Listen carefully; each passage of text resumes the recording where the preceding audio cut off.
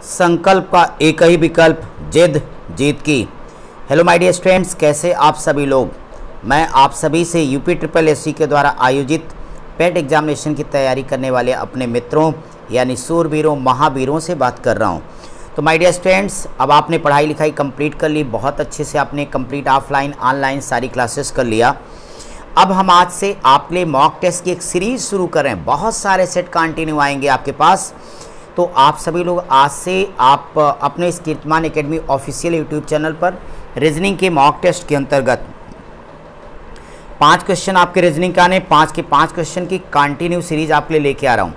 और आपका जो दूसरा चैनल है, आपका चहेता चैनल कीर्तिमान एकेडमी, उस पर आपका पूरा मैथ, तालिका, ग्राफ की पूरी क्लास उस पर आ रही। तो कीर्तिमान एकेडमी ऑफिशियल पे रीजनिंग का मॉक टेस्ट और हिंदी का मॉक टेस्ट पहले से बहुत सारा जा चुका है, बाकी आगे भी जाएगा। तो आप सारे लोग अब देखिए आप कितने पानी में हैं, यानी मूल्यांकन करिए कि जो क्वेश्चंस दे रहा हूँ आपके लिए ये बहुत ही यूज़फुल आपके लिए। बहुत सारे क्वेश्चन आपको हूबहू देखने को मिलेंगे। तो आप एक एक क्वेश्चन को मेरे साथ करिए। अब यहाँ से रीजनिंग का मॉक टेस्ट जाता रहेगा। तो चलिए आज हम आपके लिए शुरू करें मॉक टेस्ट नंबर 1। आप कितने तैयार हैं यही तो जांचना और परखना है, इसलिए आप सारे के सारे लोग मेरे साथ साथ क्वेश्चन को सॉल्व करिएगा। और इसके अलावा माय डियर स्टूडेंट्स, आपके जो भी मित्र अगर पेट की तैयारी कर रहे हैं तो आप उनको भी मॉक टेस्ट को शेयर कर दीजिएगा। साथ ही साथ लाइक करिए। आपके कमेंट के माध्यम से मुझे ये पता चलता है कि जो मेरा प्रयास उसमें और आपको क्या सुधार चाहिए। तो कमेंट अच्छा लगता है, ज़रा करते रहना। देखो पहला सवाल कैलेंडर का, बहुत ही डिटेल में हमने ऑफलाइन भी पढ़ाया है, आपके इस चैनल पर भी कैलेंडर पढ़ाया है। अगर किसी विद्यार्थी ने कैलेंडर नहीं पढ़ा है तो वीडियो की प्लेलिस्ट में जा कर के सारी की सारी प्लेलिस्ट में वीडियोस को देख के पढ़ना। फ़िलहाल सवाल ये है कि कल रविवार था। वाह वाह, कल क्या था? रविवार था। तो एक बार बोलो आज क्या हो जाएगा? रविवार के बाद सोमवार यानी मंडे आएगा। कहते हो 81वां दिन कौन होगा? 81 बार बार बोला हूँ, डिवाइडेड बाई 7 काट के रख देंगे किससे?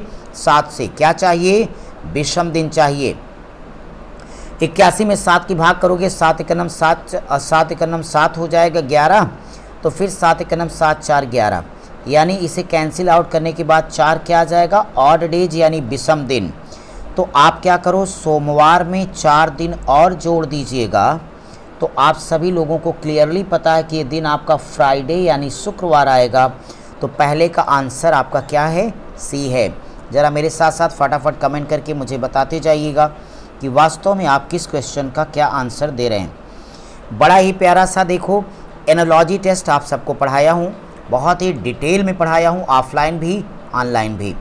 यहाँ लिखा है कि दिए गए विकल्पों में से दूसरी जोड़ी के सापेक्ष शब्द का चयन करें जिससे पहली जोड़ी के संबंध का अनुसरण करते हुए प्रश्नवाचक चिन्ह की जगह पर क्या आएगा।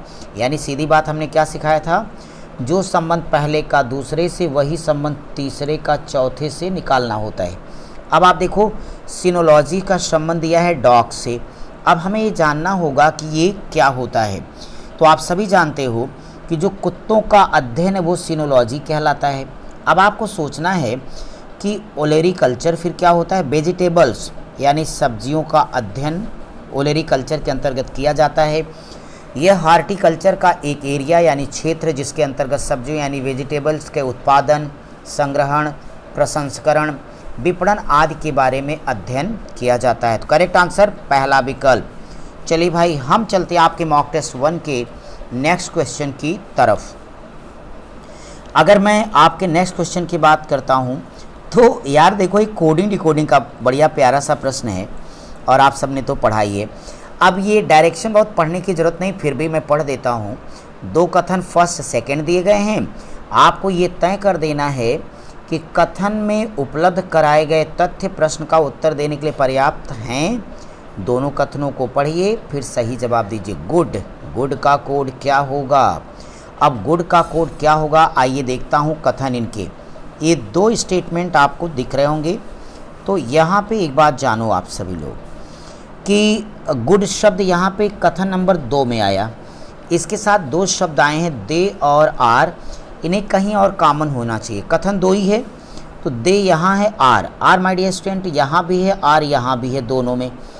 दोनों में देखो आर ए और आर ए शब्द कॉमन है, तो एक दिक्कत ये हो गई कि चलो आर ए तो काट दिया, अब बचा वाई ए और एस ए बचा, यहाँ दे बचा, यहाँ गुड बचा। तो अब ये दोनों को डिसाइड करना मुश्किल है क्योंकि दे कहीं नहीं आया। तो आप ये कह सकते हो कि दोनों विकल्पों यानी दोनों कथन से भी हम अपने इस प्रश्न का उत्तर नहीं दे पा रहे हैं, तो हम पहला विकल्प उत्तर चुनेंगे कि कथन 1 और 2 मिलकर भी प्रश्न का उत्तर देने के लिए पर्याप्त नहीं हैं। चलिए मेरे भाई, आप सब लोग भी मेरे साथ साथ करते जाओ और देखता हूं कि आपका नेक्स्ट क्वेश्चन क्या आ रहा है भाई।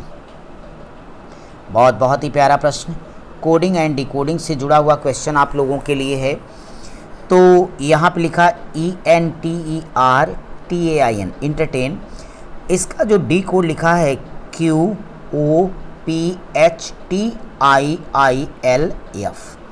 अब अगर मैं इस क्वेश्चन को आपको समझा दूं तो आप सब लोगों को एक चीज़ समझ आएगा कि ENT 3 अक्षर ये, फिर ERT, फिर 3 अक्षरों को लेके डिकोड किया गया। कैसे, ज़रा मैं दिखाना चाहूँगा कि अगर आप ध्यान दें तो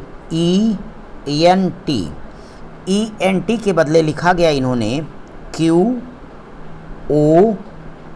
देखो अगर आप बात करते हो तो यहाँ पे पता चला कि T का मान 20, Q का मान 17 तो -3 हो जाएगा, E का 5, H का 8 है तो प्लस में 3 हो जाएगा, O का N से डिकोड है तो 14 1 15 हो जाएगा।